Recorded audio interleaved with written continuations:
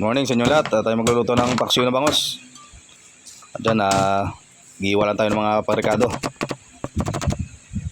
Tapos lalagay natin sa kuwali. At maglalagay tayo ng taba ng baboy pala dyan para mas masarap. Tayo lalagay natin ulit yung ibang rikado. Bakit? At dyan, lagay natin yung isda.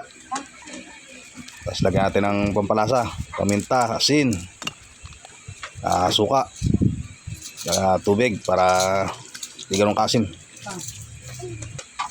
Diyan, tapuan na natin. At pagkakulo, tapuan pa ulit natin. At dyan, naglagay pala ako ng balat ng taba ng baboy na prinito ko.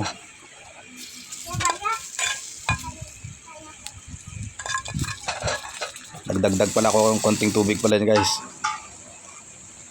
At dyan, goods na yan. Pwede tayo kumain. Ito yung kain. Paksiw na bangos. May taba ng baboy. Tsaka talong. Ito, pinito ko yung ibang taba. Yun.